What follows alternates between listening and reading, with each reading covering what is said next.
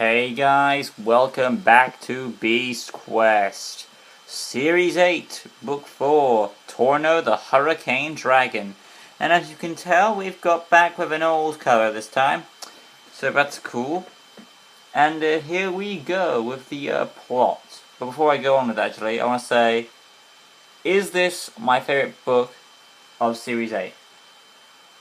I'm going to say it is, to be honest, because what I expect from the series, or a book normally on this series, is raise the stakes. What can they improve on? What can they make sound better to me? And to be honest, this book does a lot of things better than it did with Hecton. So that's impressive, and we'll go over those things right now. Let's start from the beginning. Tom and Eleanor had received Hecton's trident as the beast token. They were hoping they were heading the right way to find the Tree of Being. They encountered Adaro, and despite Tom seeing Adaro fight Sanpeyo's magic last book, this time he was back under the spell, and all he did was spout empty threats. They figured this was all a part of Sanpeyo's plan, as his ship couldn't get past the mountains where the tree was going to be. But if he feared he couldn't get his ship there, why not send Adaro to kill it? Why not send Adaro to kill him, and then send your men on there through foot to get the tree? That's what I was questioning about.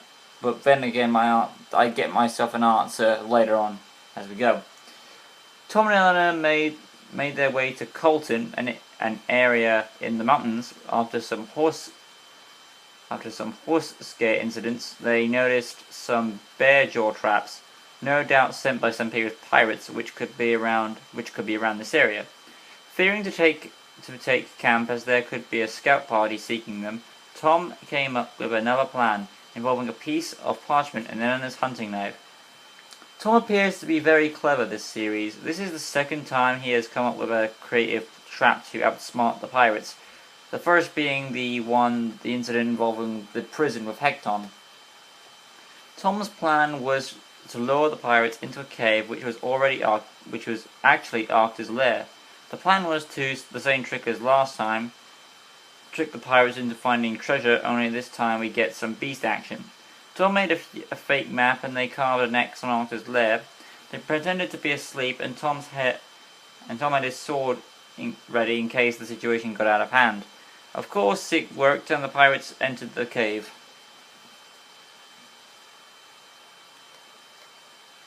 Tom and Eleanor were climbing the mountains whilst overhearing the pirates scream as they met Arctur.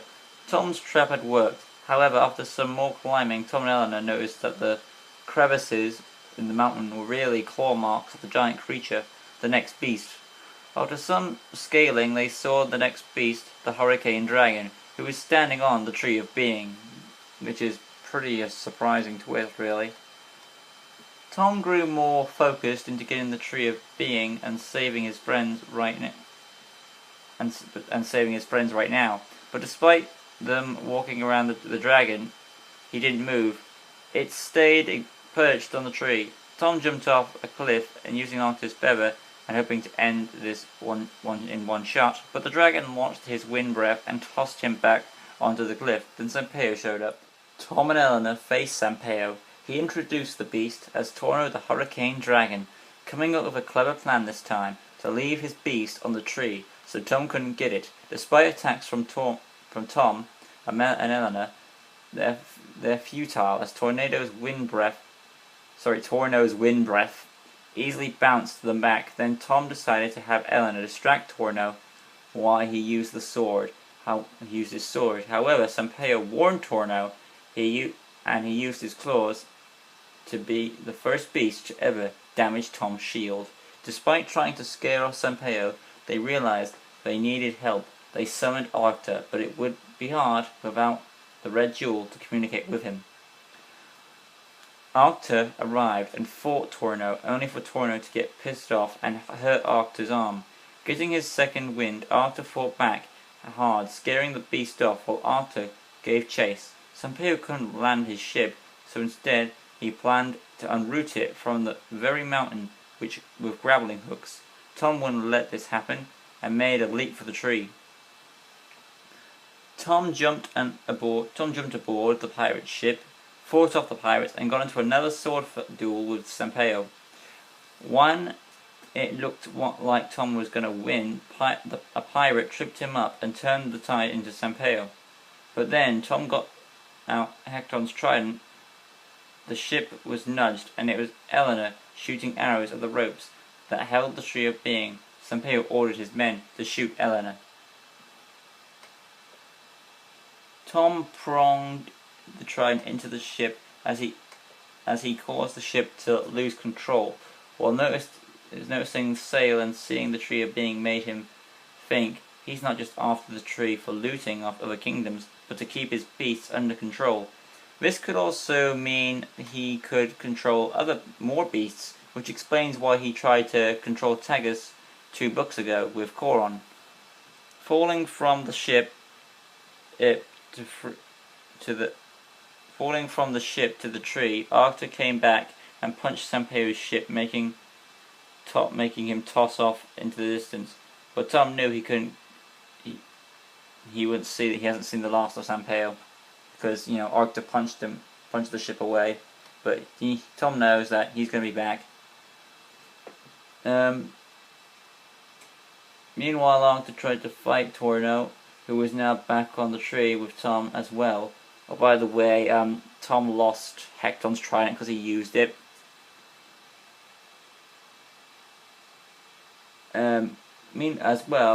Eleanor tried to help Tom and said no, as the tree already had much weight and any more could destroy it. Which makes Sampaio look dumb. Why would you let your beast sit on the very thing you want if his weight could destroy the tree? Of course, Arthur was down, and Tom came up with a plan to use Torno's own claw prints against him.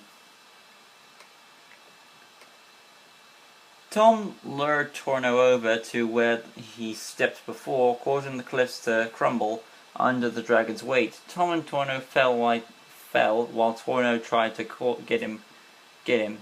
Tom had hurt his wing, so he couldn't fly away. His fate was decided as he was crushed under an avalanche of boulders. Tom was saved by Arthur, who had retrieved Tom's shield as well. Arthur left Tom while also gaining Torno's dragon scale as a token. Eleanor noticed the Tree of Being was getting bigger and healthier, which seemed to be good, but the tree was now bigger, and the rock that was implanted was now too much weight for it to be holding up together. The Tree of Being collapsed where Torno's body had been, and Tom feared that their quest had failed. But then assured there is always a chance the tree is still out there, and as they are well aware, it disappears from time to time. Tom was uncertain though, as the tree would normally engulf itself and not collapse like that. But Tom hoped it was okay. After all, it could be the only chance of saving his mom and Silver. And that is the end of Torno the Hurricane Dragon. As you can see, there's a lot of interesting things to like about this book. Tom gets to be a smarter character. He does a few more planning out with the plan to trick the pirates into the Arctic cave, and at the end where he tricks Torno into falling off the cliff, and how he uses the trident in a clever way to prong himself in as an anchor. And speaking of Torno himself, he's a very effective beast, being able to stay in a position on the tree instead of going to Tom itself, which is a new thing we haven't seen before. And of course his ability of blowing wind was actually more impressive than I thought it would be. So he is a very effective beast, probably one of the most effective I've seen so far. Sampaio, he's still the same villain. Nothing really has changed in him really, but then again this was his plan, so to put Torno there, which is clever but also dumb, because as the books clearly states that Torno is heavy as a beast, and his own weight works against him, which is his weakness, and that could easily destroy the tree as well, so I'm wondering why would you do that. But still, that plot hole aside, it's still a good plan. Also the fact that we get to see a lot of interesting stuff here. And, I mean, there's a lot of things here that are likable. Tom actually does a lot more sacrificing than he does. And it's good to see the story progress in a relative way. And Tom does learn how a bit more of Sanpeio's goals, or that he wants the tree for not just treasure, but also for controlling more beasts, which I explained before in my analysis. Not to mention that the tree of being at the end, that whole thing, having it be assumed destroyed, that did raise the stakes up a bit. I'm assuming it's not destroyed because that would mean their whole journey will be pointless, but having that kind of ending does raise suspension, and I'm really interested to see how it's going to progress in the overall story. As you can see overall, this has got to be my favourite book of Series 8 so far. Torno the Hurricane Dragon, awesome book, awesome. And it's going to be really hard to quite beat this book, but I'm looking forward to be surprised, because next time we're going to be doing Cronus, who's like this vulture beast. So till next time guys, Cronus.